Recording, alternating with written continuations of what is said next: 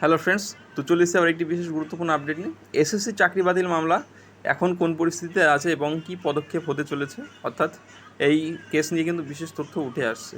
তো এই কেস কোন দিকে গড়াবে এবং কাদের পাল্লা ভারী মনে হচ্ছে এবং কীভাবে আর কি এই কেস যারা যোগ্য অযোগ্য তা পৃথকীকরণ হবে, সমস্ত কিছু কিন্তু এই কেসে আর কি সামনে পড়ে আছে। নেক্সট যে ডেট দেওয়া আছে সেই দিন।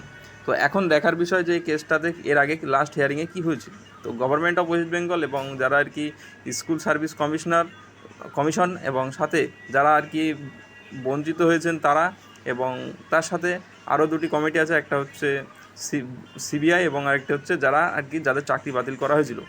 এই পাঁচটা আর কি সদস্য আর কি মানে গ্রুপ যারা এই কেসটি এই মুহূর্তে লড়বে।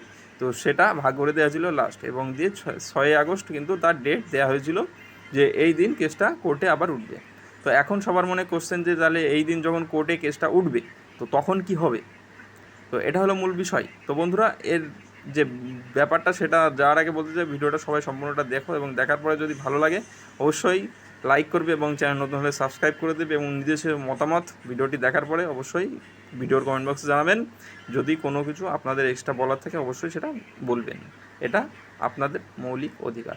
তো প্রথমত যেটা আর কি বলার, যে 6 আগস্ট যখনই আর কি ডেটটা অ্যানাউন্স হয় তার পরবর্তীতে কিন্তু আর কোনো সেইভাবে আপডেট উঠে আসেনি এই কেস সম্পর্কে। তো এই কেস সম্পর্কে যখনই কোনো আপডেট দিতে উঠে আসছে তখনই কেননা এর প্রিভিয়াসটা বলতে হয়, এটা আমরা সকলেই আর কি জানি। তবুও তো মূল যেটা বিষয় সেটা আমরা দেখিনি, যে 25,753 জন শিক্ষক ও শিক্ষাকর্মীর চাকরি থাকছে না, বাতিল হয়েছিল কলকাতা হাইকোর্টে, এবং সুপ্রিম কোর্টে 6 আগস্টে তার শুনানি আছে।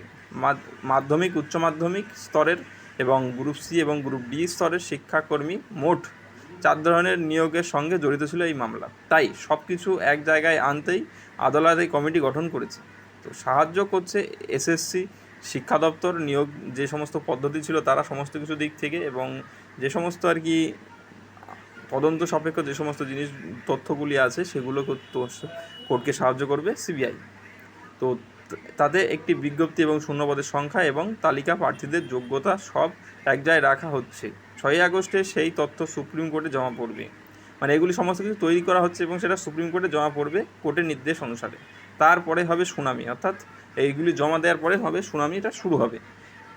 এত মানুষের চাকরি যেহেতু, তো তার জন্য তাই সুপ্রিম কোর্ট সব বিষয় নিয়ে বিষয়টি ভালোভাবে আলোচনা করবে বলে আমাদের ধারণা, একটি সংবাদ মাধ্যমের সাক্ষাৎকারে জানান এসএসসির এক আধিকারিক। তো এটা হলো মূল বিষয়, যে এই তথ্য তোমাদের যেটা দেখালাম বন্ধুগণ, তো এটা হতে চলেছে সামনে। তো এখন দেখার বিষয় যে পরবর্তীতে 6 আগস্ট যে শুনানি আছে, তো সেই দিন এই কেস পরবর্তীতে কোন দিকে এগোয়। তো আশা করি একটা ভালো কিছু হবে, যে সমস্ত চাকরি প্রার্থীরা বঞ্চিত হয়েছে তারা সুযোগ পাবে এবং যোগ্যরা বেঁচে যাবে। তো এটাই আশা রাখবো। তো বন্ধুরা, ভিডিওটা সম্পূর্ণ দেখার জন্য অসংখ্য ধন্যবাদ। Thank you.